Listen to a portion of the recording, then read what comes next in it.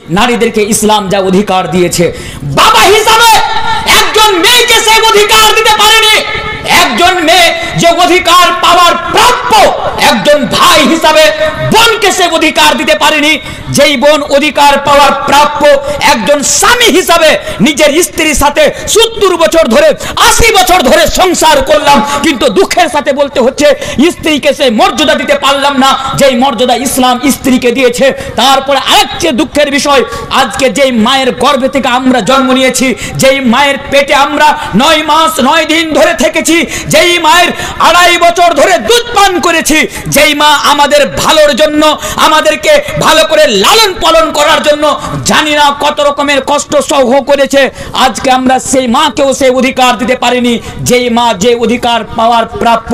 যার ফলে আজকে আমি দুটি বিষয় আপনাদের সামনে নিয়ে এসেছি। ইনশাআল্লাহ তাআলা খুবই শর্টকাট টাইমের মধ্যে আমি আমার বিষয়টাকে আপনাদের সামনে ডিফাইন করার চেষ্টা করব ইনশাআল্লাহ তাআলা। আপনাদের আমার বাংলা কথা বুঝতে কি কোনো অসুবিধা হচ্ছে? আলহামদুলিল্লাহ। কেন? আমি একজন উর্দু ভাষী মানুষ, আমি একজন উর্দু ভাষী বক্তা, যেখানে যাই আমি উর্দুতে লেকচার বা উর্দুতে বক্তব্য রাখি, কিন্তু আপনাদের জন্য আজকে আমি বাংলায় আলোচনা করব। কারণ আমি যদি আমার ভাষাতে আলোচনা করি আপনাদের কথাগুলো একটু মাথার উপর দিয়ে চলে যাবে। ইনশাআল্লাহ উর্দুও নিয়ে আসবো, উর্দুও বলবো, বাংলাও বলবো, প্রয়োজন পড়লে ইংলিশও বলবো, যেটাতে বুঝবেন সেটাতে বুঝাবো ইনশাআল্লাহ তাআলা আজকে। তবে আসেন আপনাদেরকে আমার বিষয়টির দিকে নিয়ে যায়। যারা বলে ইসলাম নারীদের উপর অত্যাচার করেছে, 2 মিনিট তাদেরকে উত্তরে বলে দিই। দেখো, ইসলাম নারীদের যা সম্মান দিয়েছে, ইসলাম নারীদের যা অধিকার দিয়েছে, আজ পর্যন্ত কোনো রিলিজন তা দিতে পারেনি। ইসলাম তাদেরকে বলে দেন, চ্যালেঞ্জ সহকারে বলে দেন, যারা ইসলামের ব্যাপারে বলে ইসলাম নাকি নারীদের উপরে অন্যায় অত্যাচার করেছে, তাদেরকে বলে দেন, আরে বোকা, ইসলাম নারীকে যা অধিকার দিয়েছে, ইসলাম নারীকে যা মর্যাদা দিয়েছে, ইসলাম নারীকে যা সম্মান দিয়েছে, আজ পর্যন্ত ইসলাম ব্যতীত অন্য কোন রিলিজন দিতে পারেনি, আর তা কিয়ামত পর্যন্ত দিতে পারবে না। আর তোমরা যদি আমার চ্যালেঞ্জকে অ্যাকসেপ্ট করতে চাও, তাহলে আসো সামনে, তোমাদের যতগুলো ধর্মগ্রন্থ রয়েছে, ঋগ্বেদ, যজুর্বেদ, সামবেদ, অথর্ববেদ, কল্কি পুরাণ, ভাগবত পুরাণ, 18 পুরাণ, ভবিষ্য পুরাণ, রামচরিতমানস, বাল্মীকি রামায়ণ, শ্রীমদ্ ভাগবত গীতা, যতগুলো বই রয়েছে তোমরা নিয়ে আসো, তোমরা বাইবেল নিয়ে আসো, আমি তোমাদের সামনে কোরআন নিয়ে যাব আর প্রমাণ করে দেব তোমাদের ধর্ম তাদেরকে কতটা অধিকার দিয়েছে আর আমাদের ইসলাম তাদেরকে কতটা অধিকার দিয়েছে। মনে রাখবেন এই কথা। আর একটু আগে আসেন, যখন এই বিষয়টি জানার জন্য যে ইসলাম নারীদের কি দিয়েছে, 1400 বছর আগের ইতিহাস যখন আমরা উঠিয়ে পড়ি, তখন আমরা বুঝতে পারি যে আজকে এই যে নারীরা আমরা দেখতে পাই, 1400 বছর 1500 বছর পূর্বে যে রূপ শামসির বাজারে, শামসির হাটে গরু এবং ছাগল বিক্রি করা হয়, সেই রূপ নারীদেরকে, মেয়েদেরকে বিক্রি করা হতো। শুধু এতটাই নয়, আরে এই মেয়েদের থাকার কোনো, বেঁচে থাকার কোনো অধিকার ছিল না। আরে নারীদের পৃথিবীতে জিন্দা থাকার কোনো অধিকার ছিল না, তাদেরকে জিন্দা থাকার অধিকার দিয়েছে কে? তাদেরকে জিন্দা থাকার পৃথিবীতে অধিকার দিয়েছে শুধু ইসলাম, শুধু ইসলাম, শুধু ইসলাম। আজকে আমাদের নাম নিয়ে বলে যাচ্ছি না, কারণ হতে পারে আপনারা একটু প্রবলেম ফেস করবেন, তাহলে আমি একটু ইশারাতে কথা বলে যাই, কারণ বাস্তব নিয়ে একটু কিছু বলতে হবে বিষয়টিকে সামনে রেখে। আরে শুনো, अरे तुमने तो 2014 के बाद नारा लगाया, इस्लाम ने 1400 साल पहले नारा लगाया। ऐ लोगों, ऐ इस्लाम के ऊपर एतराज करने वालों, ऐ लोगों इस्लाम के ऊपर सवाल खड़ा करते हो, इस्लाम ने और तुम पर जुल्म किया है, इस्लाम ने और तुम पर अन्याय किया है, इस्लाम ने और तुम पर अत्याचार किया है। ऐ लोगों सुनो, इस्लाम ने और तुम पर जुल्म नहीं किया, बल्कि इस्लाम ने तो अपनी एक बेटी को जिंदा रहने का हक और अधिकार दिया। ये देखो कि 1400 साल पहले जब किसी बाप के घर में कुरान कहता है वइदा बुशरादहुम बिल उनसा दल्ला वजहुहु मुसवद्दन व हुवा कदीम यतवारा मिनल कौमि मिन सुइ मा बुशरा बिही अयुमसिकुहु अला हुनिन अम यदुसुहु फी तुराब।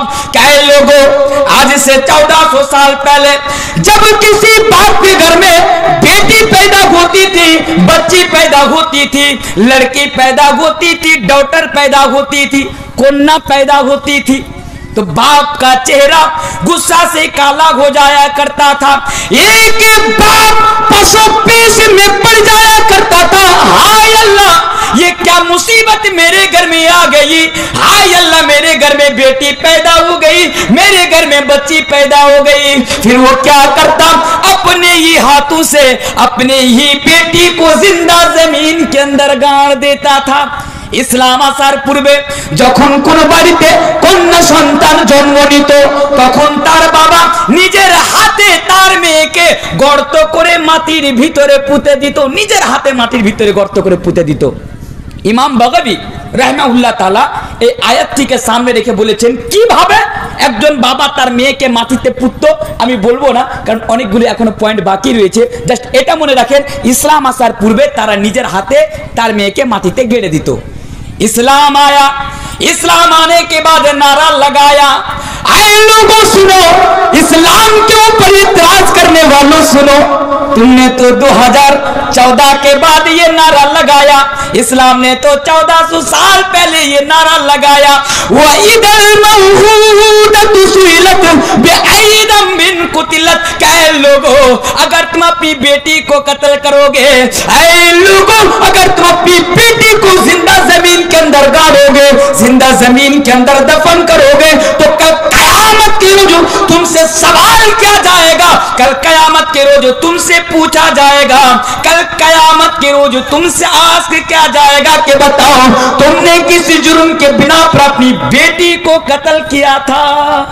अल्लाह बोलছেন তোমরা যদি কন্যা সন্তানকে হত্যা করো কাল কিয়ামতের দিবসে তোমাদেরকে জিজ্ঞাসা করা হবে তোমরা কেন তোমরা হত্যা করেছিলে। তাহলে নারা কে লাগালো? ইসলাম নারা লাগালো। এখানে একটা জিনিস আপনারা মনে রাখবেন, আমার সামনে অনেকজন লোক আছেন, একটা কথা মনোযোগ দিয়ে মাথার ভিতরে ভরে দেন। মা বোন একটু আপনারা কষ্ট করে আজকে শুনে যান। একজন মেয়ে তার বাবা একজন মেয়েকে 1400 বছর পূর্বে মাটিতে পুঁততো। কতদিন পূর্বে? মাটিতে তারা পুঁতে দিত 1400 বছর আগে। ওই কাজটা কি এখন হয় না? হয়তো হয় না, হয়তো মুসলমানেরা করে না, মুসলমানেরাও তো করে। আমাদের মতো আপনাদের মতো নির্লজ্জ দাড়িওয়ালা মুসলমান এই পাপ থেকে আজকে বেঁচে নাই। আমাদেরকে ভাবতে হবে, আরে 1400 বছর পূর্বেও কন্যা সন্তান হত্যা করা হতো, আজকেও কন্যা সন্তান হত্যা করা হয়। পার্থক্যটা কোথায়? পার্থক্যটা হচ্ছে 1400 বছর পূর্বে কোন কন্যা সন্তান জন্ম নেওয়ার পরে তার বাবা ইমাম বাগাবী রাহমাহুল্লাহ তাআলার কল অনুযায়ী 5 বছর 6 বছর যখন হতো তাকে মাটিতে বাবা পুঁততো, গেড়ে দিত। আর এখন আমরা করি কি, মায়ের পেটের ভিতরেই তাকে আমরা মেরে দিই। যান মালদা হসপিটালে, প্রমাণ চান? আমি আপনাকে প্রমাণ দিতে পারি, হাজারটা এরকম প্রমাণ রয়েছে। তথ্য চান? আমি আপনাকে তথ্য দিতে পারি, কারণ আমি বিনা তথ্য ছাড়া আপনার সামনে কথা বলি না। আজকে বিয়ে করেছেন, বাচ্চা বেশি নিব না, 2টার বেশি বাচ্চা নিব না। আজকে অনেক মুসলমানের মেন্টালিটি 2টার বেশি বাচ্চা নিব না। কেন? ও তো নবীকে মাননে वाला লয় না, ও তো ওর আকবার চেলা, ও তো হলো ওদের চেলা যারা বলছে হাম দো হামারে দো, তো उसके मानने वाले, वो तो उसके फॉलोवर है, फॉलो करने वाले उसको। হাম দো হামারে দো, 2টার বেশি সন্তান নিব না। ভুল করে স্ত্রীর পেটে সন্তান চলে এসেছে, বুঝতে পারেনি, বেটার মাথা খুব খারাপ, ডাক্তারের কাছে চলে গেছে। ডাক্তার বাবু আমি খুব পরেশানিতে আছি, আমি খুব অসুবিধাতে আছি, একটু কিছু করেন। ডাক্তার বলছে কেন, কি হয়েছে? বলছে দেখুন আমার অলরেডি 2টা সন্তান আছে, আর বেশি সন্তান চাই না, ভুল করে গর্ভের ভিতরে সন্তান চলে এসে, এবার কি করব? ডাক্তার বলছে বোকা কোথায় কা, এর জন্য তোকে ভাবতে হবে, অপারেশন করে নে, খাল্লাস করে নে। একটা কথা, একটা মাসআলা মনে রাখবেন, আমি আপনাদের সামনে ফতোয়া দিয়ে যাচ্ছি না, তবে মাসআলাটা আপনারা মনে রাখবেন। আপনার স্ত্রী যদি প্রেগনেন্ট থাকে আর ওই প্রেগনেন্ট অবস্থায় কোন মেডিসিনের মাধ্যম দিয়ে, কোন ডাক্তারের কাছে যে, কোন কবিরাজের কাছে যে, কোন ওঝার কাছে যে আপনি যদি সন্তানকে নষ্ট করেন, ওই সন্তানকে হত্যা করেন, তাকে যদি খাল্লাস করেন, আল্লাহর কসম খেয়ে বলে যাচ্ছি, যেই রূপ 1400 বছর পূর্বে যারা এই অন্যায় করেছিল, যাদেরকে যেইভাবে জিজ্ঞাসাবাদ করা হবে, যাদেরকে যেভাবে প্রশ্ন করা হবে, এই মুসলিম তোমাকেও ছাড় দেওয়া হবে না, ওই বোর গাছের মানুষেরা তোমাকেও ছাড় দেওয়া হবে না। কাল কিয়ামতের দিবসে এর উত্তর আল্লাহ তাবারক ওয়া তাআলার আদালতে দাঁড়িয়ে তোমাকে দিতে হবে। আর এটাই হচ্ছে চূড়ান্ত, এটাই হচ্ছে চূড়ান্ত, আপনাকে দিতে হবে। তাহলে ইসলাম বলছে না, তোমরা কন্যা সন্তানকে হত্যা করতে পারো না। এবার আরেকটু আগে আসেন, 3টি পয়েন্ট জাস্ট আমি আপনাদের সামনে এবার রাখি যাতে আপনাদের বুঝতে সুবিধা হয়। মেয়ে, বউ, মা। আগে মেয়েটাকে নেওয়া যাক, ইসলাম কি অধিকার দিচ্ছে, কারণ উম্যান অ্যান্ড ইসলাম, আমার বিষয়টা হচ্ছে নারী এবং ইসলাম। আগে দেখুন মেয়েদেরকে আজকে আমরা মেয়েদেরকে সে অধিকার দিতে পেরেছি না। আমি আপনাকে একটা উদাহরণ দিই, বর্তমান বাস্তব সমাজে যে একটা লোকের বাড়িতে 5টা বেটা আছে, ও বোরগাছি স্ট্যান্ডে পায়ের ওপরে পা উঠিয়া ও বিড়ি খেয়েছে আর সিগারেট খেয়েছে। এখন তো বিড়ি খাওয়া সিগারেট খাওয়া এটা কমন ব্যাপার না? বিড়ি খাওয়া সিগারেট খাওয়া তো কমন। এটাকে জানেন আমরা কত দূরে এগিয়েছি, আমরা এটাকে গুনহার কাজই মনে করি না। বিড়ি খাওয়া সিগারেট খাওয়াকে গুনহার কাজই মনে করি না আমরা এটাকে। রাস্তায় আজকে আমি এই আপনাদের জালসায় আসছিলাম, মাদ্রাসা গেছিলাম, আসছিলাম, এই ছোট ছোট বাচ্চা বললে হয়তো ভুল হবে, এখনো চামান্নির পয়সা সোজ হয়নি ওর, আর রাস্তায় দাঁড়িয়ে বিড়ি খাচ্ছে আর সিগারেট খাচ্ছে, সবাই যাচ্ছে দেখছে, কোনো ব্যাপারই নয়। আল্লাহু আকবার। এই হলো আজকে আমরা, এই মুসলমান, কি আমরা এগুলোকে আমরা গুনহাই মনে করি না? আজকে আপনাদের ব্যাপারে অনেক কিছু বলার আছে, জাস্ট একটু ধৈর্য ধরে আপনারা আমাকে একটু সময় দেন। একটা উদাহরণ মনে পড়ে গেল, একটা যুবক এসে আমাকে বলছে, বিড়িখোর যুবক, বলছে মোল্লা সাহেব একটা প্রশ্ন করতে চাই। আচ্ছা প্রশ্নটা করো। কি প্রশ্ন? বলছে ভাত খাওয়ার দোয়া আছে? বলছে আছে। বলছে দুধ খাওয়ার দোয়া আছে? বলছে আছে। বলছে সব খাওয়ার দোয়া আছে? তখন কেমন ভাবে আমাকে ফাঁসাচ্ছে। বলছে সব খাওয়ার দোয়া আছে?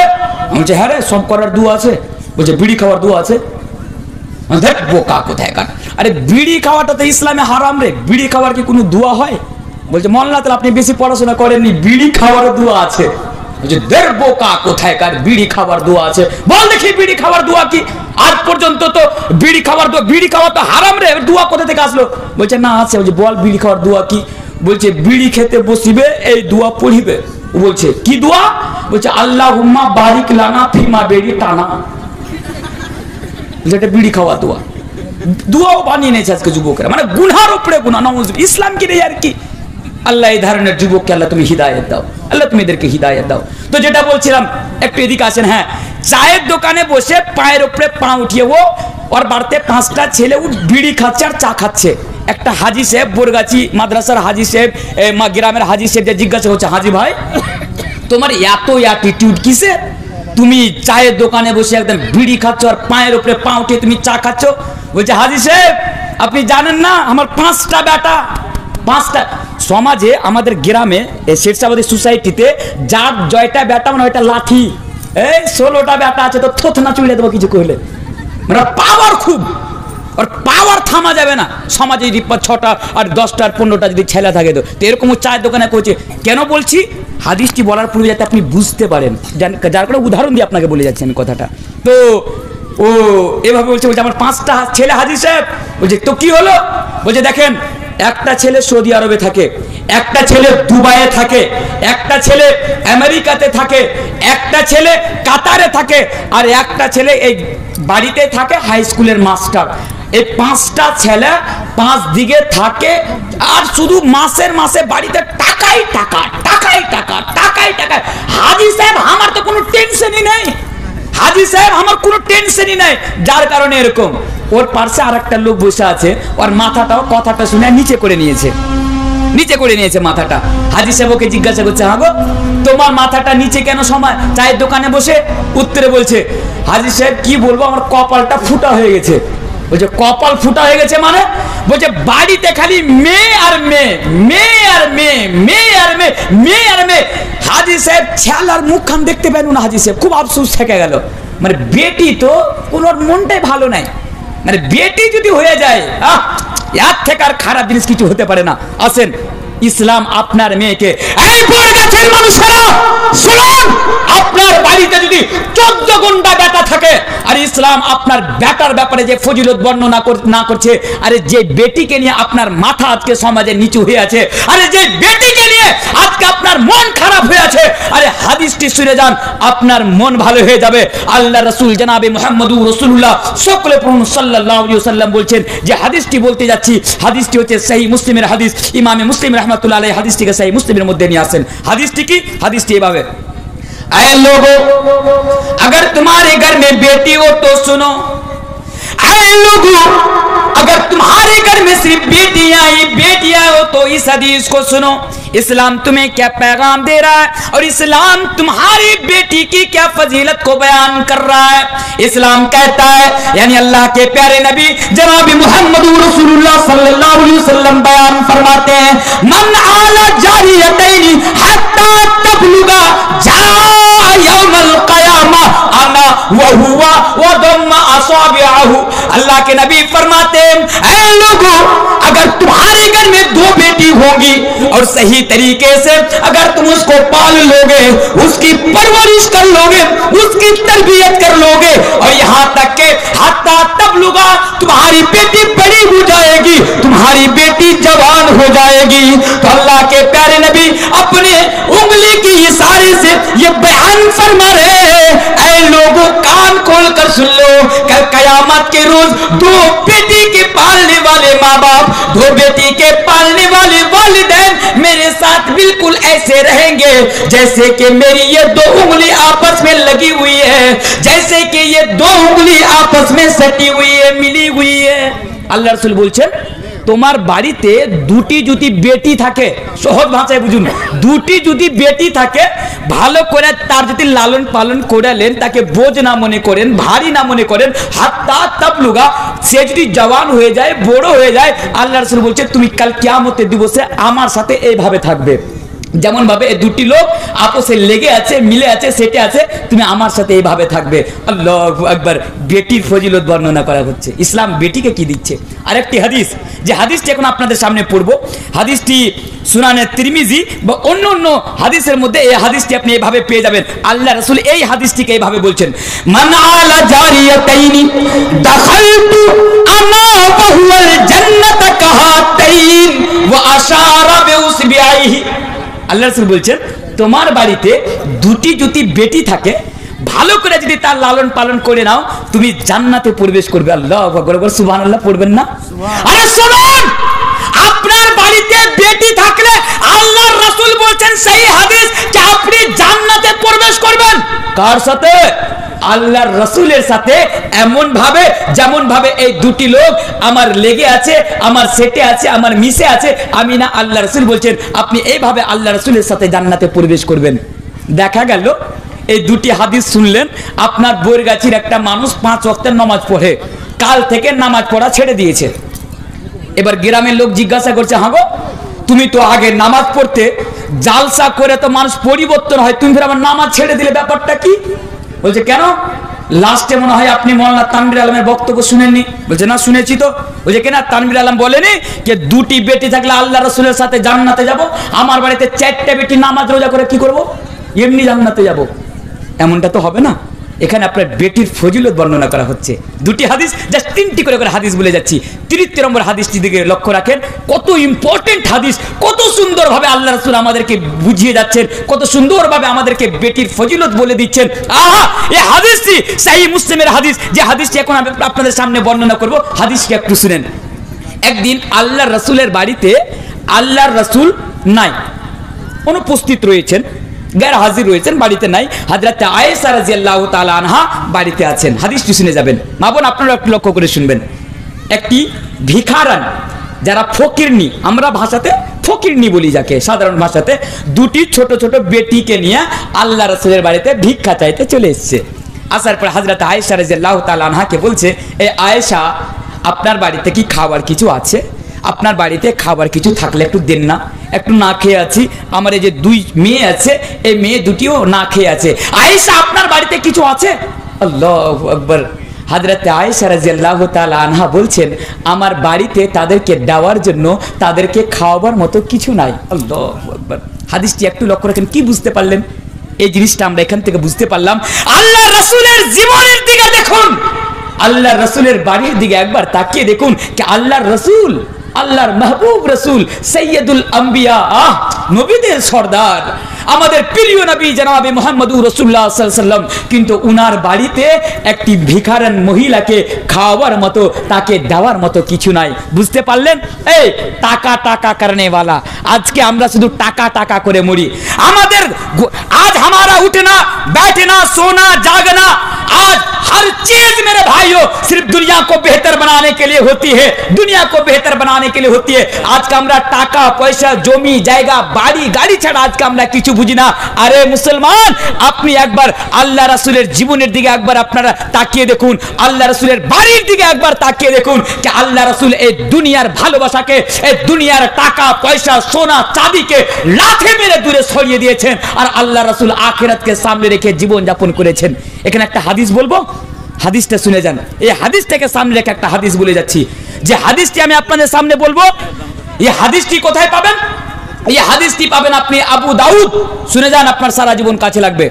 হাদিসটি পাবেন আপনি আবু দাউদ কিতাবুল ফিতারের মধ্যে আপনি হাদিসটি পাবেন। হাদিসের রাবি হচ্ছেন হযরতে সাওবান রাদিয়াল্লাহু তাআলা আনহু। কত ইম্পর্টেন্ট হাদিস। হাদিসটাকে বলার পূর্বে দুটি লাইন আপনাদেরকে এভাবে বুঝিয়ে দিই। আচ্ছা বলুন, আজকে আমরা প্রত্যেক জায়গাতে লাঠি জুতা খাই কি খাই না? আজকে আমরা প্রত্যেক জায়গাতে লাত জুতা খাই কি খাই না বলুন? খাই তো। আজকে মুসলমান তো সব জায়গাতে অপমানিত, মুসলমান আজকে লাঞ্ছিত। লাঞ্ছিত কি লাঞ্ছিত না? আজকে বলা হলো এনআরসি হবে, সব 14 গোষ্ঠীর কাগজ লিয়ে বেরিয়ে গেল ঠিক করার জন্য। বেরিয়েছিল কি বেরাইনি? লাইনে লাগিয়েছিলেন না? লাইন কি ভুলে গেছেন? বেরিয়ে পড়েছিলেন। কিন্তু আপনি ভুলে গিয়েছেন এই ধরনের জিনিসগুলো আজকে আমাদের কাছে কেন আসছে? আজকে আমরা এত অপমানিত লাঞ্ছিত কেন? আজকে আমি এই ভারতবর্ষের কথা বলছি, আজকে আমাদেরকে মব লিঞ্চিং করে মেরে দেওয়া হচ্ছে। আজকে তারা সবাই আজকে আমাদের দুশ্মন হয়ে গিয়েছে, তারা সবাই এক হয়ে আজকে আমাদের উপরে অন্যায় অত্যাচার করছে। কেন? তার রিজন কি জানেন? হাদিসটি বলে যাচ্ছি, ওই হাদিসটিকে সামনে রেখে হাদিসটি আমার মনে পড়লো। হাদিসটি শুনে যান, বড় লম্বা হাদিস।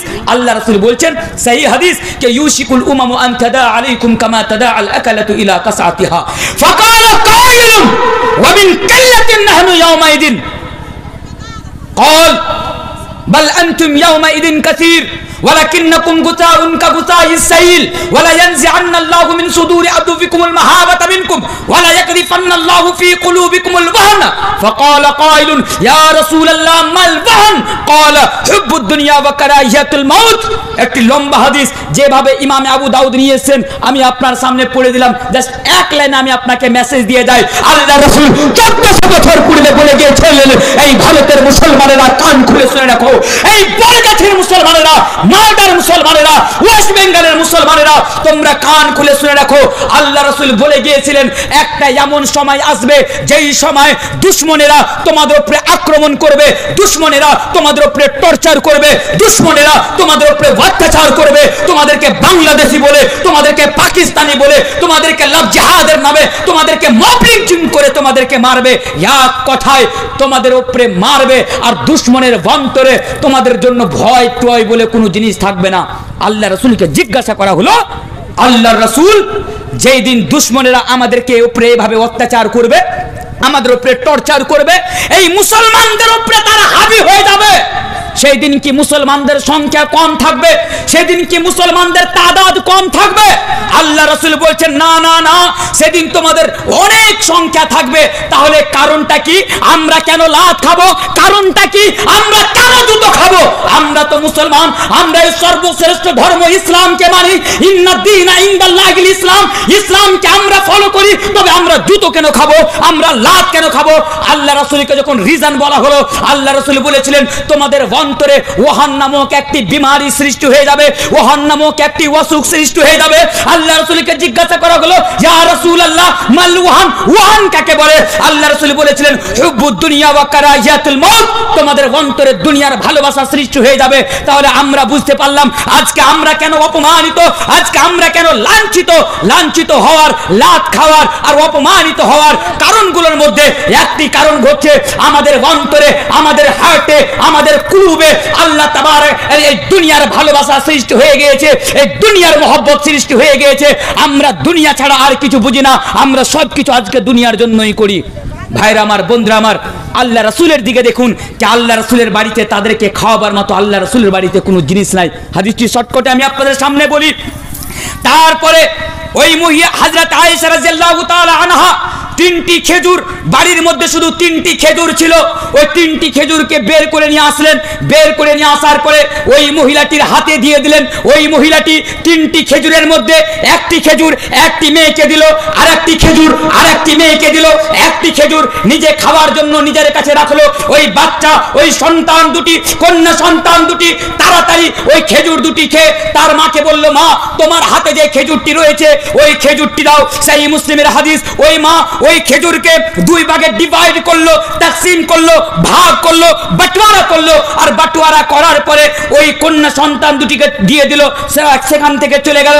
আল্লাহ রাসূল বাড়িতে আসলেন। আল্লাহ রাসূল আসার পরে হযরত আয়েশা রাদিয়াল্লাহু তাআলা আনহা ওই পুরো দৃশ্যটা আল্লাহ রাসূলের সামনে বর্ণনা করে দিলেন। হে আল্লাহর রাসূল, আজকে আমার বাড়িতে আমার চোখের সামনে আমি এরকম দৃশ্য দেখলাম। যখন হযরত আয়েশা রাদিয়াল্লাহু তাআলা আনহা ওই দৃশ্য আল্লাহ রাসূলের সামনে বললেন, আল্লাহ রাসূল তখন বললেন, হে আয়েশা তুমি মনে রাখো, হে আয়েশা তুমি মনে রাখো। শুধু আল্লাহ রাসূল আয়েশাকে নয়, ওই আয়েশার মাধ্যম দিয়ে এই মাওলানা তানভীর আলমকে, আপনাদেরকে, এই ওয়েস্ট বেঙ্গলের মুসলমানদেরকে, সারা বিশ্বের মুসলমানদেরকে এই মেসেজ দিলেন, এই পেগাম দিলেন, এই তালিম দিলেন, এই শিক্ষা দিলেন। আর আল্লাহ রাসূল বলে দিলেন কে এই আয়েশা याद रखो, ऐ आयशा याद रखो कि अगर अल्लाह तबारक व तआला किसी इंसान को बेटियां देकर आजमाए, आयशा अगर अल्लाह तबारक व तआला किसी इंसान के घर में बेटी पैदा करके, किसी इंसान के घर में बेटी को दे करके अगर उसका इम्तिहान ले, उसकी आजमाइश करे, उनका एग्जाम ले, तो अल्लाह के नबी फरमाते हैं हदीस के अल्फाज है, कुन्ना लहू सितरम मिनन नार, ए आयशा कुन्ना लहू सितरम मिनन नार। ए आयशा कल क़यामत की रोज वो बेटियां अपने वालिदैन के लिए, अपने माँ बाप के लिए जहन्नम से आर बन जाएंगी, जहन्नम से पर्दा कर जाएंगी। अल्लाहु अकबर। আল্লাহ রাসূল বললেন, আয়েশা কাউরি কোনো মানুষের পরীক্ষা যদি আল্লাহ তাবারক ওয়া তাআলা তার কন্যা সন্তান দিয়ে যদি নেয়, তাহলে ওই কন্যা সন্তান কাল কিয়ামতের দিবসে তার পিতা মাতাকে জাহান্নামের আগুন থেকে বাঁচিয়ে নেবে। জাহান্নামের আগুন থেকে বাঁচাবে কে? এই কন্যা সন্তান, যে কন্যা সন্তানকে আমরা বোঝ মনে করি। আচ্ছা একটা প্রশ্ন, কন্যা সন্তানকে আমরা বোঝ কেন মনে করি জানেন? বোঝ মনে করার একটা কারণ হচ্ছে, আর যেটা বড় কারণ, সেই কারণটা হচ্ছে পণ প্রথা। পণ প্রথা বুঝেন তো? আচ্ছা আপনাদের এই এলাকাতে পণ প্রথা আছে? আচ্ছা আচ্ছা আচ্ছা আচ্ছা। তার মানে হারামখোর সব জায়গাতেই আছে। হারামখোর মানে গালি দিচ্ছি না, মানে হারাম খানেওয়ালা। পণের পয়সাটা তো হারাম। হারাম কি হারাম নয়? আচ্ছা আপনাকে একটা উদাহরণ দিয়ে বলে যাই, কারণ আচ্ছা আপনারা আমাকে একটা কথা বলুন, যতজন আছেন, জানি রাত অনেক হয়েছে তারপরে বসে আছেন, কষ্ট হচ্ছে, আমি যতক্ষণ আছি আপনারা আমার সাথ দেবেন তো? তাহলে আমি একটু ভালো করে বিষয়টাকে ডিফাইন করতে চাই আপনাদের সামনে। বলুন ইনশাআল্লাহ। ইনশাআল্লাহ মা বোন আপনারাও থাকেন আজকে ইনশাআল্লাহ। কিছুদিন পূর্বে এই আপনাদের রায়গঞ্জের পার্শ্বে একটা জায়গা আছে কালিয়াগঞ্জ, কালিয়াগঞ্জের পার্শ্বে একটা জায়গা আছে, গ্রামের নাম হচ্ছে শিবপুর গ্রাম। অন ক্যামেরা আমি কথা বলে যাচ্ছি। ওই গ্রামে প্রত্যেক বছর দুদিনের জলসা হয়, আর আলহামদুলিল্লাহ আমি সেই দুদিনের জলসাতে আমি সেখানে উপস্থিত থাকি। তো এই বছরের কথা বলছি, সেদিন বুঝতে পেরেছিলাম এই বিষয়টা, যে কেন আজকে মানে মেয়েকে এত বোঝ মনে করা হয়। সেখানে জলসাতে গেলাম, জলসা যাওয়ার প্রথম দিন জলসা করার পরে দ্বিতীয় দিন আমাকে যে বাড়িতে রাখা হয়েছিল, সেই ভদ্রলোক দুপুরের টাইমে খাওয়া দাওয়া করার পরে ওনার সাথে একটু কথা বলতে লাগলাম। কথা বলতে বলতে ওনাকে বললাম কি আচ্ছা আপনার ছেলে মেয়ে কটা? তো উনি ওনার দুঃখের গল্প বা দুঃখের কথা উনি শোনাতে লাগলেন। শোনাতে শোনাতে উনি একটা কথা বলেছিলেন, যে কথাটা আমার মনে আছে। সেই কথাটি হলো এই যে, মৌলানা সাহেব আমাদের সমাজে কোনো বাড়িতে 3টা মেয়ে জন্ম নিয়ে নেওয়া মানে বাপের বিষ খাওয়া মরে যাওয়া। মানে 3টে মেয়ে যদি জন্ম নিয়ে নেয় আমাদের সমাজে, তাহলে হয়তো বাপ বিষ খেয়ে মরে যাবে, মানে তার চেয়ে বেশি ভয়াবহ।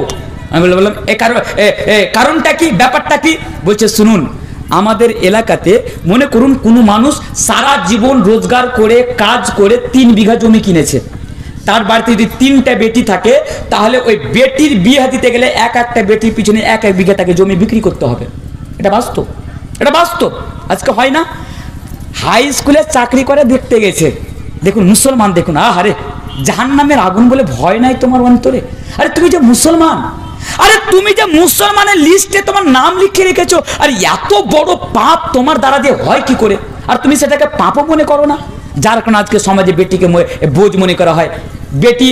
বেটি দেখতে গেছে, দেখতে যাওয়ার পরে মানে বিয়ের সিস্টেমটা, আজকে তো বিয়ে নিয়ে আলোচনা করব না, কিন্তু বিয়ের সিস্টেমটা আমাদের সমাজে এত খারাপ হয়ে দাঁড়িয়েছে না যে বলার কথা নয়। মনে হয় না যেগুলো কোনো মুসলমানের বাড়িতে বিয়ে হচ্ছে, মনে হচ্ছে কোনো বদ্দিন আর বেদিনের বাড়িতে, কোনো কাফির মুশরিকদের বাড়িতে আজকে এভাবে বিয়ে হচ্ছে। এত খারাপ ভাবে আজকে আমাদের সমাজে বিয়ে হয় যে অন্যদের মধ্যে এত খারাপ ভাবে বিয়ে হয় না। এমন এমন সিস্টেম আজকে আমরা বিয়ের জন্য তৈরি করে নিয়েছি সমাজে, যেটা বলতে গেলেও ভাই আবার সময়ের একটা প্রয়োজন। আমি যে শর্টকাটে বলে যাচ্ছি, হাই স্কুলে চাকরি করে বউ দেখতে গেছে, বউ পছন্দ, সব পছন্দ, বাপের দাবি দেখুন হাই স্কুলে চাকরি করে 15 লাখ টাকা দিতে হবে। এটা হয় না? প্রাইমারিতে চাকরি করে ওই হারামখোরকে তার বেটার বিয়েতে 5 লাখ টাকা দিতে হবে।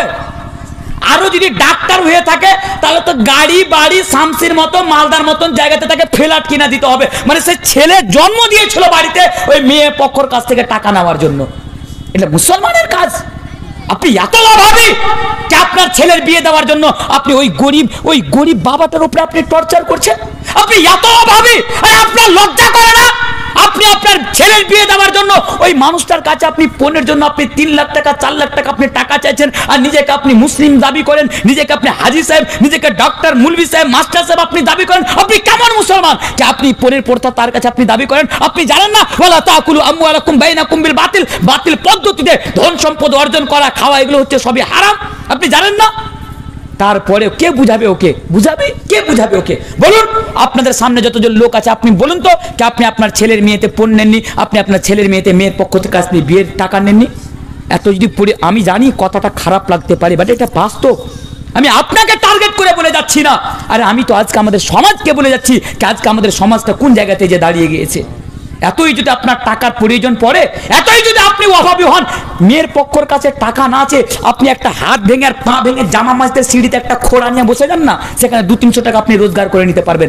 আরে নিজের চোখটাকে বন্ধ করে ট্রেনে দিয়ে আল্লাহকে নাম পে 2 টাকা দিয়ে ভিক্ষা করে খান না, ওখানে আপনি কিছু টাকা পেয়ে যাবেন। এতই তো অভাবী হন, তাহলে মেয়ের পক্ষর কাছ থেকে আপনি টাকা চাইবেন না। খবরদার, আপনি যদি মুসলমান হন, আপনার অন্তরে আল্লাহর যদি ভয় থাকে, আপনার অন্তরে জাহান্নামের যদি ভয় থাকে, এই অন্যায় আপনি করবেন না। আপনি জানেন এর কারণে আজকে কত আমার বোন আজকে সুসাইড করে নিয়েছে, আজকে তারা বিষ খেয়ে মারা গিয়েছে। আপনি কি জানেন এই টর্চারের কারণে আজকে কত গরিব বাবা আজকে ফাঁসি দিয়ে গাছে ফাঁসি দিয়ে আজকে সে মারা গিয়েছে? কেন? এই সিস্টেমগুলোর জন্য। তাই আপনাদের বরগাছিতে যদি এই সিস্টেমগুলো থাকে, আপনাদের কাছে আমি অনুরোধ করে জানাবো, একজন মুসলিম হিসাবে, একজন আপনার ভাই হিসাবে বলবো, ভাই এই জিনিসগুলো আপনারা আপনাদের সমাজে বন্ধ করুন, আর বিবাহকে খুবই আপনারা সহজ করে নেন। এই জন্য বেটিকে বোঝ মনে করা হয়, কারণ পণ প্রথাটা আমাদের সমাজে বেশি বেশি বেড়ে যাচ্ছে। তো আমি এটা বলছিলাম যে বেটিকে আপনারা বোঝ মনে করবেন না, কারণ কাল কিয়ামতের দিবসে কুন্নালাহু সিতরাম মিনান নার, এই আপনার বেটি আপনাকে জাহান্নামের আগুন থেকে বাঁচাবে। সেটা আমি বলছি না, সেই মুসলিমের হাদিস, আল্লাহ রাসূল জনাবে মুহাম্মদুর রাসূলুল্লাহ সকলে পড়ুন সাল্লাল্লাহু আলাইহি ওয়াসাল্লাম আপনাকে বলছে। আর একটু আগে আসেন, এবার আপনাকে একটু দিই, মা বোন আপনারা একটু শুনেন। बेटी हमारे लिए रहमत भी है तो बेटी हमारे लिए जहमत भी है। আবার শুনুন, আরেকটা কথা মনে রাখবেন, বেটি না সবার বাড়িতে জন্ম নেয় না, বেটি তো ওই বাড়িতে জন্ম নেয় যেই বাড়িতে আল্লাহর বিশেষ নিয়ামত আর রহমত থাকে। আল্লাহ তুমি সকলের বাড়িতে বেটি দাও, বলুন আল্লাহুম্মা আমিন। সকলের বাড়িতে বেটি দাও আল্লাহ তুমি। তো মনে রাখবেন, বেটি সবার বাড়িতে জন্ম নেয় না।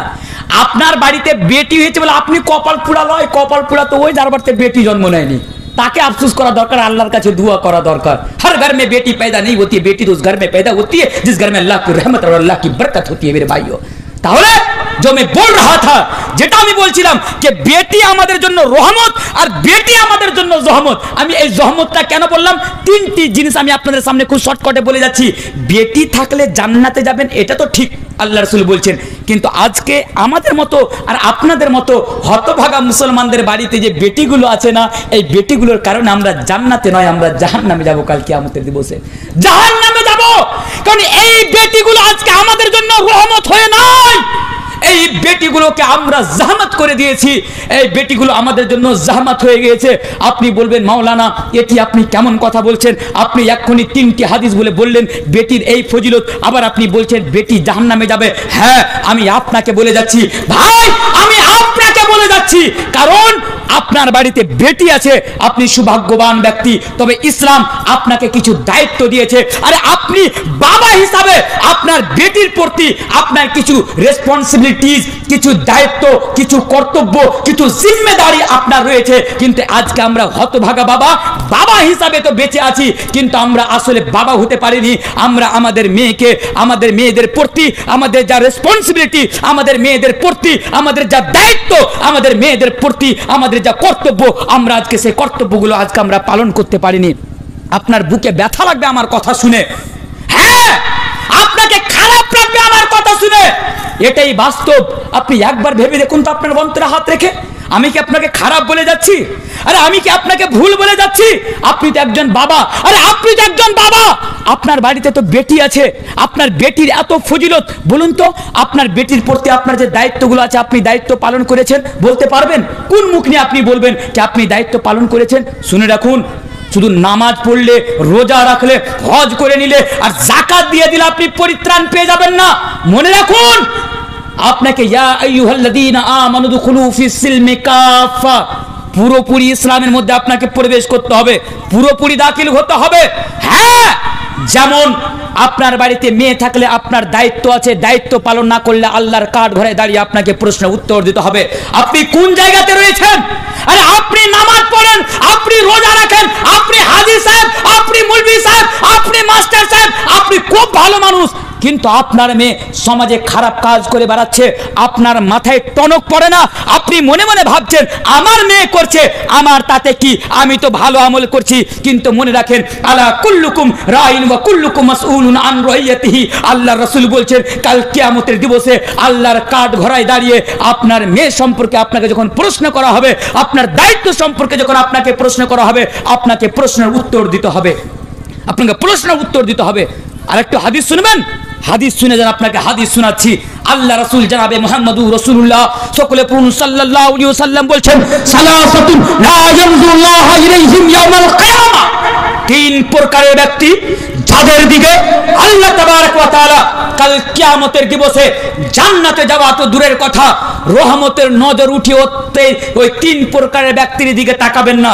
একটি হাদিস, আরেকটি হাদিস আল্লাহ রাসূল বলছেন সালাসাতুন কাদ হারামাল্লাহু আলাইহিমুল জান্নাহ, আল্লাহ রাসূল বলছেন 3 প্রকারের ব্যক্তি যাদের উপরে জান্নাতকে হারাম করে দেওয়া হয়েছে, যাদের উপরে জান্নাতকে হারাম করে দেওয়া হয়েছে, তারা জান্নাতে প্রবেশ করবে না।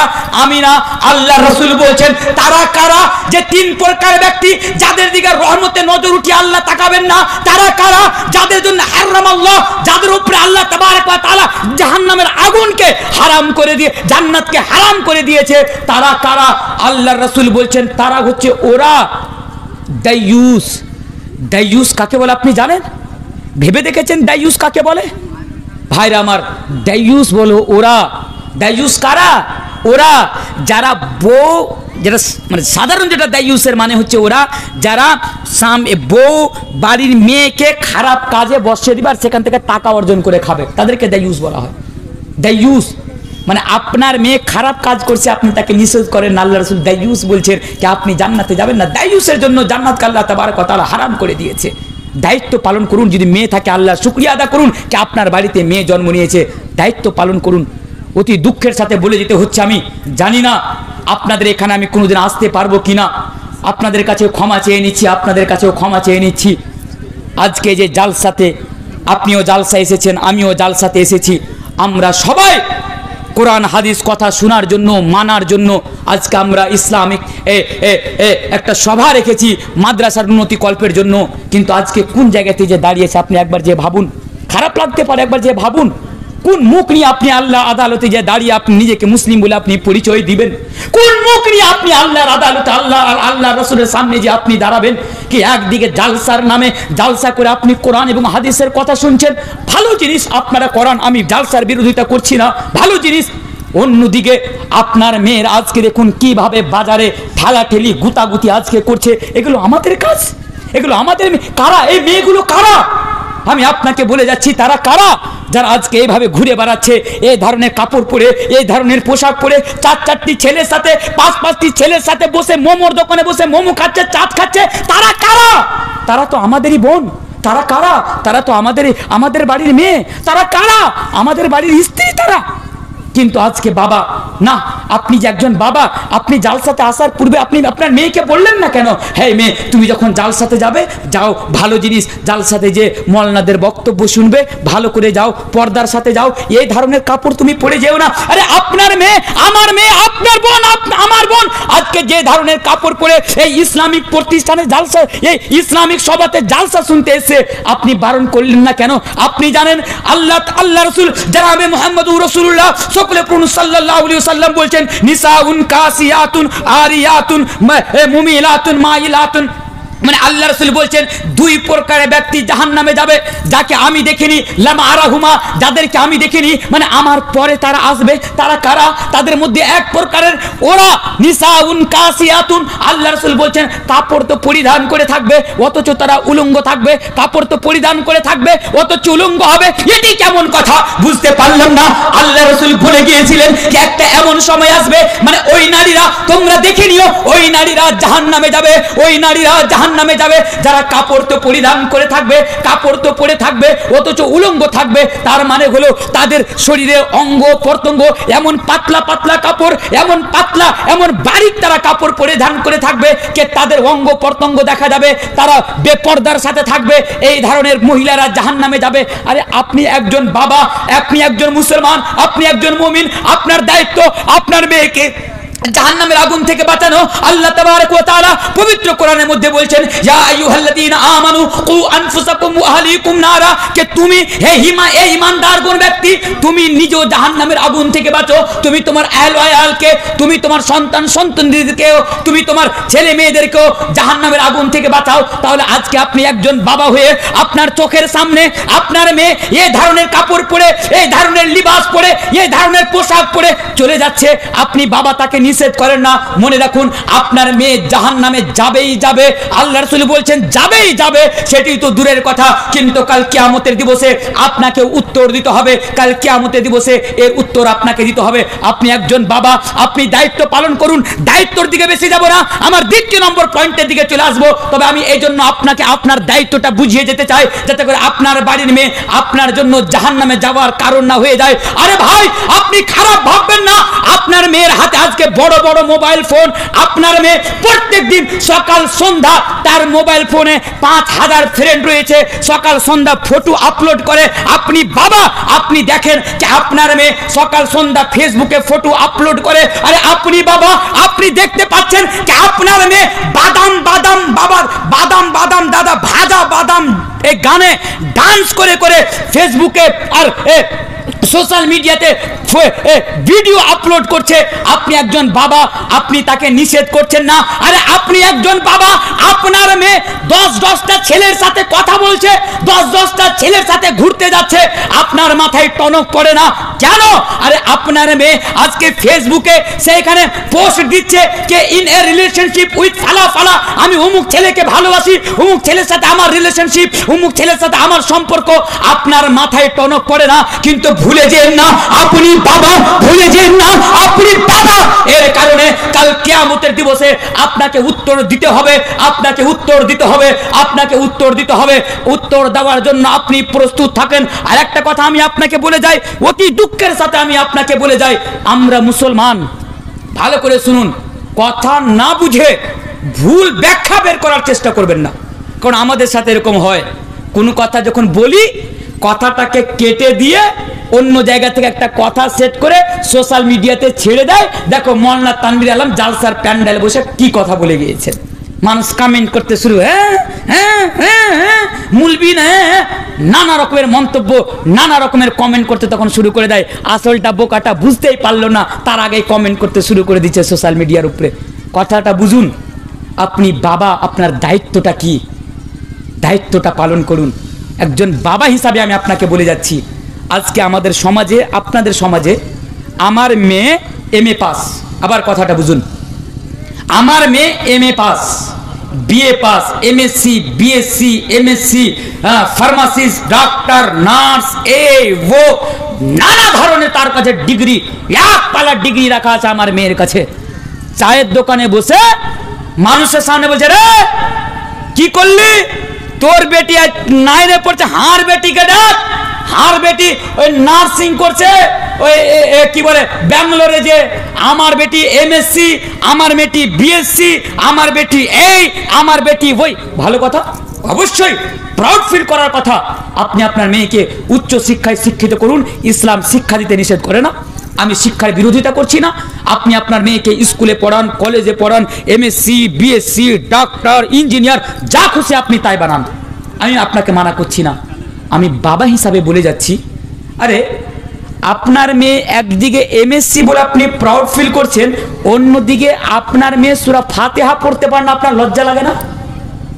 অন্যদিকে একদিকে আপনার মেয়ে এতটা হাই কোয়ালিফাইড, অন্যদিকে আপনার মেয়ে সূরা ফাতিহাটা পড়তে পারে না।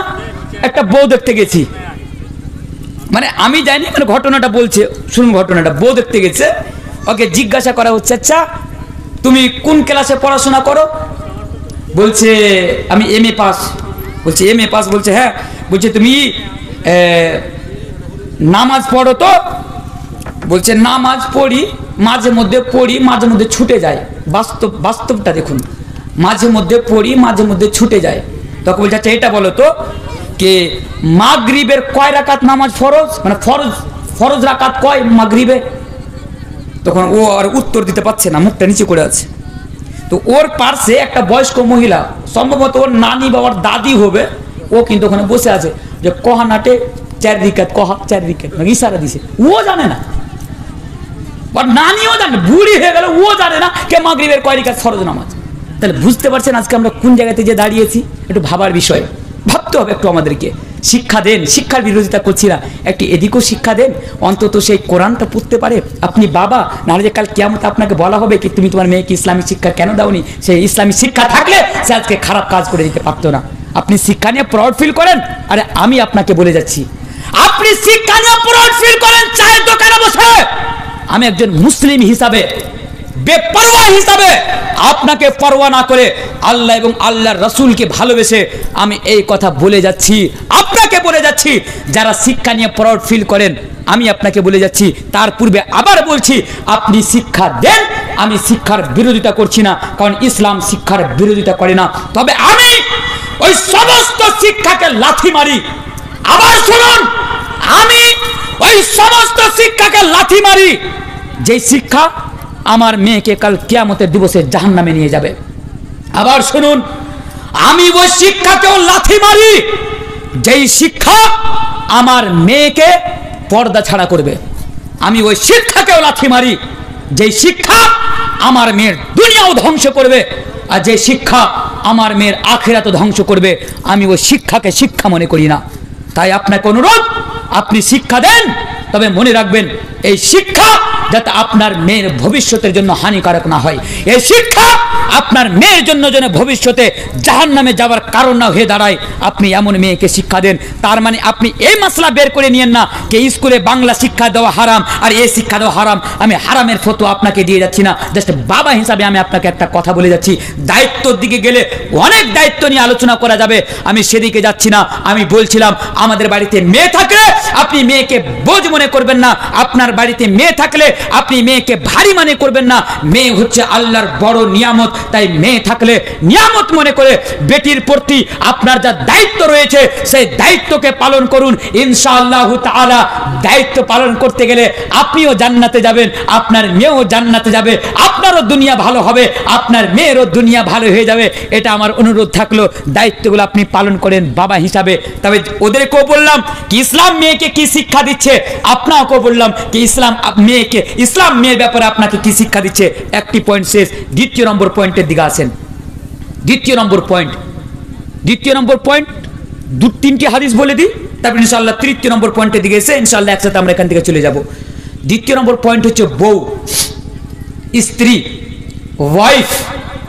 আজকে আমরা ওয়াইফকে সে মর্যাদা দিতে পারিনি যে মর্যাদা ইসলাম আমাদের ওয়াইফকে দিয়েছে। দুঃখের সাথে বলতে হচ্ছে এই কথাটা, অতি অতি দুঃখের সাথে বলতে হচ্ছে। কেন? আচ্ছা, আমার বাড়িতে পোছা লাগাবে কে? না তো আমার বউ, বাড়ির বউ। আচ্ছা, কাপড় সাফ করবে কে? না তো বউ। ভাত রাঁধবে কে? না তো বউ। আজকে কোন শাশুড়ি হিসাবে মা বোন আপনাকেও বলছি, আপনার বাড়িতে পরের বউটার উপরে আপনি, পরের মেয়েটার উপরে আপনি কত টর্চার করেন জানেন? সেই মহিলাটার কি তাকে ইসলাম কি অধিকার দিয়েছে? আপনাকে একটা সত্যিকারী কথা বলে যাচ্ছি, বুঝতে পারবেন, তাহলে বুঝে যাবেন কথাটা। রমজান মাসে সেহরি রান্না করতে উঠেনি তো রোজা রাখেনি, একজন বাড়ির মেয়ে লোক আর একজন বাড়িতে গল্প করছে, হাজি জানো আজ হারকে বাড়িতে হারা পানি খেয়ে রোজা ধরেছি। মানে কত বড় আল্লাহ ওয়ালি দেখুন, অন্য জনের বাড়িতে যা বলছে যে আজকে বাড়িতে পানি খেয়ে রোজা ধরেছি। বলছে কেন বাড়িতে পানি খেয়ে রোজা ধরলাম? মানে ভাত ছিল না, অন্য কোনো জিনিস খাবার ছিল না। বলছে কি করব, কোন কুলের ছেনার বেটি কুলের ছেনাকে যে ঘরে তুলে নিয়ে শুনো, রাতে শুতে থেকে যে উঠেনি, রানতে উঠেনি। কিন্তু আপনি তো বাড়িতে ছিলেন, আপনার বাড়িতে তো আরেকটা আপনার নিজের মেয়ে আছে, দুটা মেয়ে তো আছে, ওদেরকে কেন একবার বললেন না কুলের ছেনার বেটি কুলের ছেনা? ওই পরের বেটিটাকে কেন আপনি কুলের ছেনার বেটি কুলের ছেনা আপনি বলে দিলেন? কেন? সে দায়িত্ব নিয়ে এসেছে আপনার বাড়িতে উঠে উঠে সে আপনাকে রান্না করে খাওয়াবে, আর আপনি আপনার মেয়েগুলো যে বাড়িতে বসে শুয়ে সে মোবাইলে গান শুনে শুনে থাকবে আর সে বাড়িতে বসে থাকবে, ও ভালো, আর আপনার বহুটা আপনার কাছে তখন খারাপ হয়ে গেল। আজকে আমাদের মেন্টালিটিটা কোন জায়গাতে দাঁড়িয়েছে দেখুন। বউ একটু অসুস্থ, পেটে লাগছে, রান্না করতে উঠিনি বলে তারা রান্না করতে উঠিনি, আর বউকে বলছে কুলের ছানার বেটি কুলের ছানা। এই হচ্ছে আজকে আমাদের মেন্টালিটি বউ সম্পর্কে। কত টর্চার আজকে বউকে নিয়ে আজকে আমাদের সমাজে। সব করবে বউ, আর বউকে কিছু একটু ভুল করলে গরু পিটা করে আমরা তখন বউকে পিটাতে শুরু করে দিলাম। বউ পিটানো মুসলমানদের কাজ। আমি হাদিসটি বলে যাচ্ছি, আগে আপনার বাস্তবকে আমি আপনাকে বলে যাচ্ছি। আজকে আপনি জানেন ওই লোকটা, একটা লোক দেখবেন শামসির বাজারে যে লাভ খেয়েছে, মের খেয়েছে, তার মুখ থেকে একটা কথা বের হয় না, চু চু করে মের খাচ্ছে। সেখানে বাড়িতে এসে তখন তাকে বলছি, আচ্ছা বউ জিজ্ঞাসা করছে, হ্যাঁ গো তোমার কি হয়েছে? তোমার এই শার্টের এখানটা ফাটা, এখানটা ফাটা, এখানটা ফাটা, ব্যাপারটা কি? তখন ওই লোকটা উত্তর না দিয়ে তখন বউর উপরে রাগ ঝাড়ছে, মানে বউকে পিটাচ্ছে। শামসিতে লাথায়ালো, সেখানে তার মুখ থেকে একটা কথা বের হলো না। আর যখন বাড়িতে এসে যখন বউটা তাকে একটু ভালো কথা জিজ্ঞাসা করলো, বউটাকে তখন গরু পিটা করে পিটাচ্ছে। এই আজকে আমাদের মেন্টালিটি। আর আমরা নিজেকে মুসলিম বলে দাবি করে রেখেছি, নিজেকে মুমিন বলে দাবি করে রেখেছি। আমরা কত দুঃখের সাথে বলতে হচ্ছে। একটা লোক বলছে শামসিতে, আপনারা আমাকে অনেকে চিনেন, শামসিতে আমার ফ্ল্যাট আছে। শামসি পুলিশ ফাঁড়ির অপোজিটে আমার ফ্ল্যাট আছে, যেখানে এখন অ্যাপোলো নার্সিং হোম হয়েছে, আপনারা চিনবেন হয়তো অ্যাপোলো নার্সিং হোম। তো একদিন বসে আছি, একটা লোক গল্পে পরিচিতর মধ্যে গল্প করতে করতে বলছে, আমার শ্বশুরের বাড়ি থেকে আমার উপরে কেস করে দিয়েছে। কেস করে দিয়েছে মানে কোনো ভুল কাজ করেছেন বলে শ্বশুর বাড়ি থেকে কেস করেছে? বলছে না, কোনো ভুল কাজ করিনি, জাস্ট একটু রাগের মাথায় ছিলাম, বউকে পিটতে পিটতে কোমরের একটু হাড্ডি ভেঙে দিয়েছি, দানিশ খলিফার কাছে আছে বলে কেস করে দিয়েছে। মানে হাড্ডি ভেঙে দিয়েছি, ভুল হলো না, এটা মারতে মারতে হাড্ডি ভেঙে দিয়েছি বউয়ের। বউ পিটিয়ে খুব বড় মত। শুনুন হাদিস আমি আপনাকে বলে যাচ্ছি। আল্লাহ রাসূল জনাবে মুহাম্মদুর রাসূলুল্লাহ সাল্লাল্লাহু আলাইহি ওয়াসাল্লাম বলছেন, খায়রুকুম খায়রুকুম লিআহলিহি ওয়া আনা খায়রুকুম লিআহলি। আর মানে জানেন, আল্লাহ রাসূল বলছেন খায়রুকুম খায়রুকুম লিআহলিহি ওয়া আনা খায়রুকুম লিআহলি।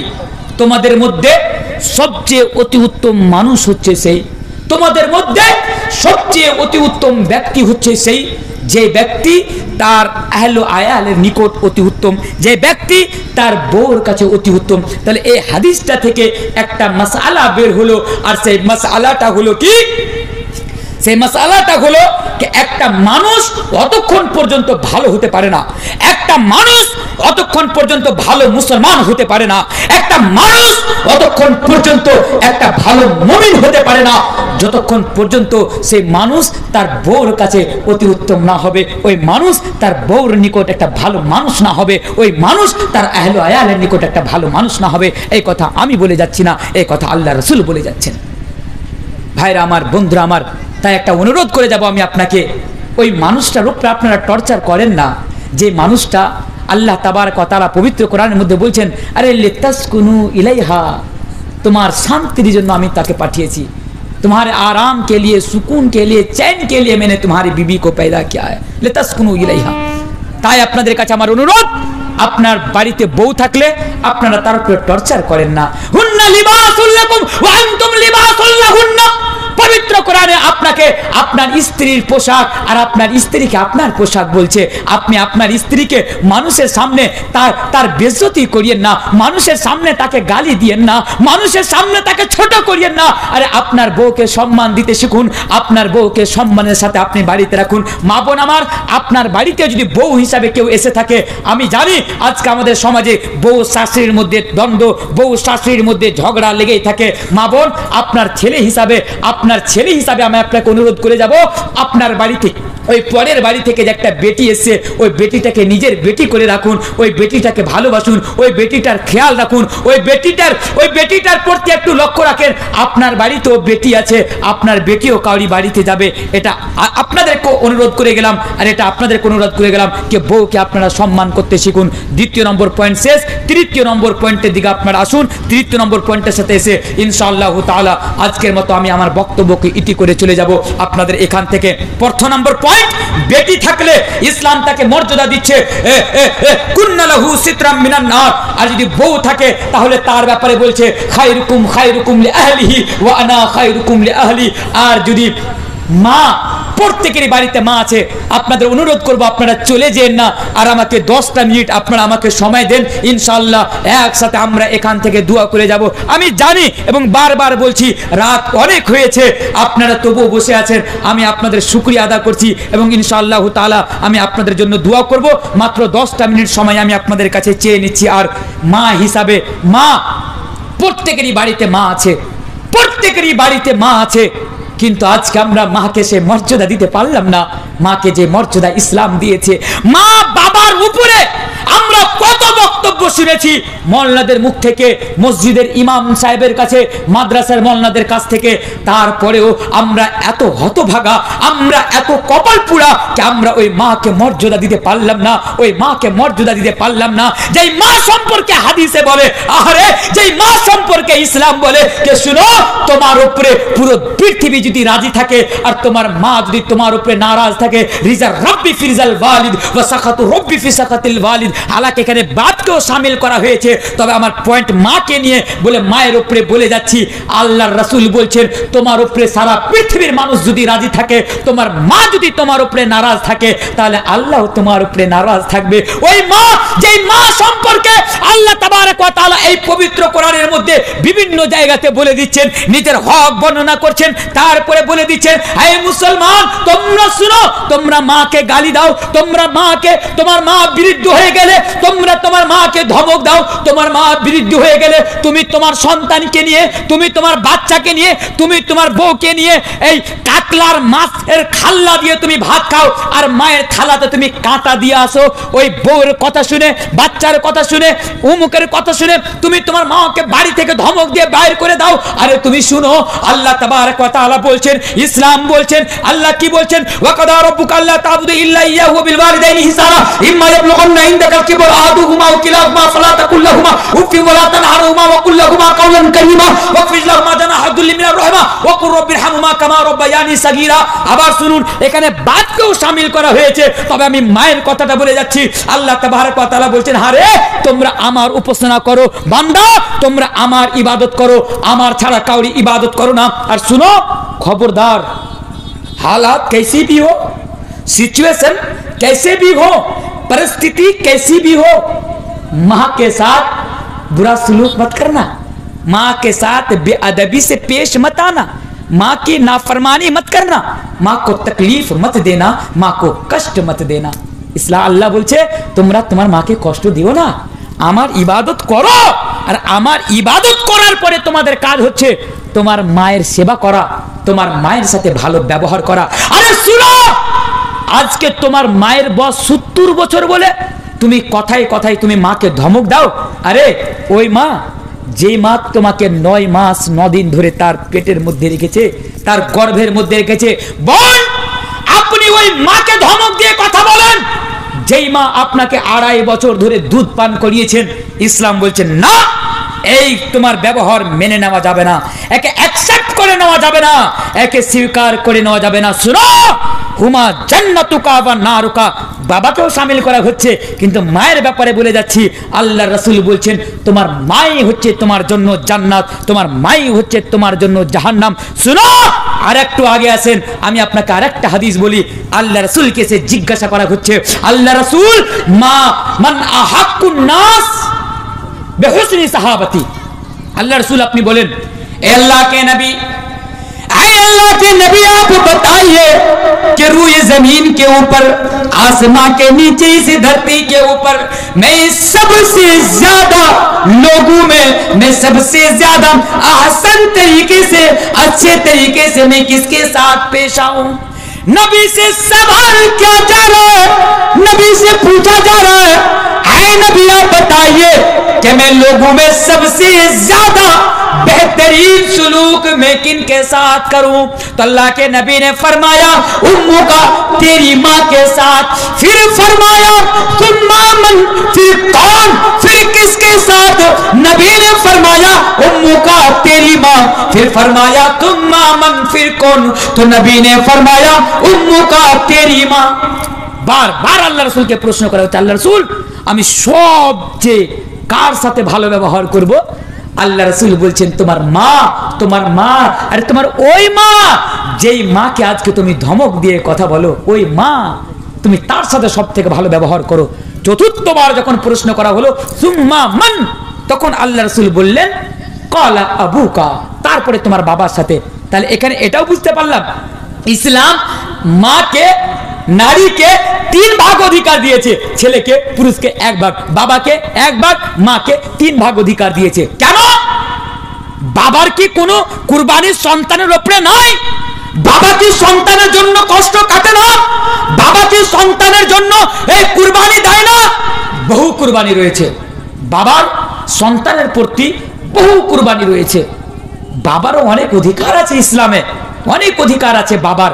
তবে মায়ের কথাটা বলে যাচ্ছি, জানেন মাকে কেন এত অধিকার দেওয়া হলো? তার মধ্যে একটি কারণ হলো যে মা একজন ছেলের জন্য বহু কুরবানি পেশ করে, মা একজন ছেলের জন্য বহু কষ্ট করে। একটা কষ্ট আপনাকে বলবো, শুনে যান, জিনিসটা ওকে বলে দিয়েন। একজন মা প্রেগনেন্ট অবস্থায় যখন ডেলিভারির সময় নিকটে আসে, দেখতে পাচ্ছি আমরা একজন তার বউকে হসপিটালের মধ্যে নিয়ে যাওয়া হলো হসপিটালের মধ্যে। এবার তার স্বামী, মানে যে হবু ছেলে হবে, তার বাবা একটা মিষ্টির ডাব্বা নিয়ে, মিঠাইয়ের ডাব্বা নিয়ে হসপিটালের গেটে দাঁড়িয়ে আছে। বন্ধুদেরকে কল করছে, বন্ধুদেরকে ফোন করছে, আর বলছে এই একটা খুশখবরি। বলছে কি? বলছে আমার সন্তান জন্ম নিবে, আমার সন্তান জন্ম নিবে বা সন্তান জন্ম নিলে একটা খুশখবরি দিচ্ছে। কিন্তু ওই মা, তার পেটে সন্তান আছে, কিছুক্ষণ পরে তার ডেলিভারি হবে। মা জানে হতে পারে এই সন্তানকে ডেলিভারি দিতে যে আমার মৃত্যু হয়ে যেতে পারে, এই দুনিয়া ছেড়ে আমি চলে যেতে পারি, এই দুনিয়াকে আমি খায়রাবাদ করে দিতে পারি, এই দুনিয়া থেকে আমি রুখসাত হয়ে যেতে পারি। কারণ কতজন মা আজকে সন্তান জন্ম দিতে যে এই দুনিয়াকে ত্যাগ করে, এই দুনিয়াকে ছেড়ে চলে যায়। কি কষ্ট মায়ের, কে এতদিন ধরে সন্তানকে তার গর্ভের মধ্যে রাখলো, তার উঠতে কষ্ট, বসতে কষ্ট, ঘুমাতে কষ্ট, সবকিছু করতে কষ্ট, আবার সন্তান জন্ম দেওয়ার জন্য এটাও অন্তরে ভয় কে হতে পারে কিছুক্ষণ পরে সন্তান জন্ম দিতে যে আমি এই দুনিয়াকে ত্যাগ করে এই দুনিয়াকে আমি ছেড়ে চলে যাব। মায়ের অনেক কুরবানি রয়েছে এই ইসলামের প্রতি, একজন সন্তানের প্রতি। তাই তো ইসলাম মাকে এত অধিকার দিয়েছে। ব্রাদরান ইসলাম, আপনারা মাকে কষ্ট দিয়েন না, ইসলাম মাকে অনেক মর্যাদা দিয়েছে। আরে মাকে আপনারা কষ্ট দিয়েন না, মাই হচ্ছে আপনার জান্নাত, মাই হচ্ছে আপনার জাহান্নাম। একজন হিন্দু ভাই আমাকে প্রশ্ন করছে কে আমি যখন দিল্লিতে পড়াশোনা করতাম, আমার সাথে আমার অনেক, শেষ করবো নাকি? শেষ করবো? আচ্ছা, 10 মিনিট, 5-10 মিনিট, রাত অনেক হচ্ছে, কারণ 12টার পরে এমনিতে জালসা শেষ হয়ে যাচ্ছে। আমি 12টাতে আজকে এসছি আপনাদের সামনে। তো জাস্ট এটা শুনে নেন প্রশ্নটা। আমি দিল্লিতে যখন পড়াশোনা করতাম, তো আমার সাথে অনেক আমার নন মুসলিম ভাইরা থাকতো, হিন্দু ভাইরা থাকতো।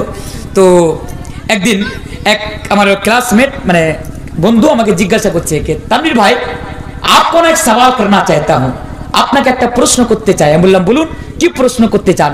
উনি তখন উত্তরে বলছে প্রশ্নটা কি, আচ্ছা আপনাদের মধ্যে কি মায়ের কোনো মর্যাদা নাই? আমি বললাম কেন? বলছে আমাদের মধ্যে আমরা বাড়ি থেকে বাইরে কোথাও গেলে মাকে আমরা প্রণাম করি, মায়ের পায়ে আমরা মাথা নত করি, মায়ের সামনে আমরা সাজদা করি।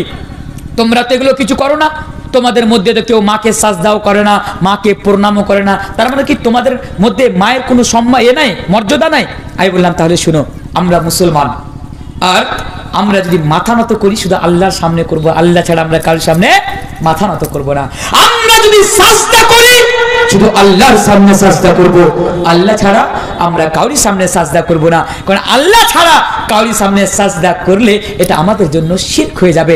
আমরা আমাদের মাথা কাটিয়ে দিতে পারি, কিন্তু আল্লাহ ব্যতীত আমরা কাউরি সামনে সাজদা করতে পারি না। তবে শুনো, আমাদের মধ্যে মায়ের কতটুকু মর্যাদা, তোমরা মায়ের প্রণাম করো, মায়ের পায়ের কাছে মাথা নত করো বলে বলো তোমাদের কাছে মায়ের মর্যাদা রয়েছে, আমাদের কাছেও মায়ের মর্যাদা আছে। যেমন সহিহ হাদিস, একজন যুবক আল্লাহ রাসূলকে এসে বলছে, আল্লাহ রাসূল আপনি আমাকে পারমিশন দেন, আমি ময়দানে জিহাদের ময়দানে আমি যাব। আল্লাহ রাসূল বললেন আচ্ছা একটা কথা বলো, তোমার বাড়িতে কি মা আছে? বলছে না ইয়া রাসূলুল্লাহ। হ্যাঁ আল্লাহ রাসূল আমার বাড়িতে মা আছে। আল্লাহ রাসূল বললেন, এই যুবক তোমাকে ওই যুদ্ধের ময়দানে তোমাকে যেতে লাগবে না, যাও তুমি তোমার মায়ের সাথে ভালো ব্যবহার করো, তুমি তোমার মায়ের ইতাআত ফরমা বরদারি করো, তোমার মায়ের পায়ের নিচের তলে, তোমার মায়ের পায়ের তলে তোমার জন্য জান্নাত রয়েছে। আরেকটি হাদিস আছে যে তোমার মায়ের পায়ের পার্শ্বে, কাদামের পার্শ্বে জান্নাত রয়েছে। তাহলে বুঝতে পারলাম যে মায়ের পায়ের নিচে আমাদের জন্য জান্নাত। তাই তো আল্লাহ রাসূল বলছে ওটাই তোমাদের জন্য জান্নাত, ওটাই তোমাদের জন্য হারাম। তাই অনুরোধ, আপনারা মাকে আপনারা খারাপ ভাষায় কথা বলবেন না, অকথ্য ভাষায় মায়ের সাথে কথা বলবেন না, মাকে কষ্ট দিবেন না। 3টি পয়েন্ট নিয়ে আমি আপনাদের সামনে প্রায় 1 ঘন্টা 25 মিনিট ধরে আমি আপনাদের সামনে আলোচনা করলাম। আজকে এই শেষের বেলা আমি যে মেসেজটা আমি আপনাদেরকে দিতে চাইলাম, সেই মেসেজটা আমার হচ্ছে এই, বাড়িতে মেয়ে থাকলে মেয়েকে আপনারা বোঝ মনে করবেন না, মেয়েকে ভালোবাসুন, মেয়েকে শিক্ষা দিন, দ্বীনি শিক্ষা, দুনিয়াবী শিক্ষা, যেটাই শিক্ষা, উচ্চ শিক্ষায় শিক্ষিত করে আপনি আপনার মেয়েকে তুলুন। তবে মনে রাখবেন আপনার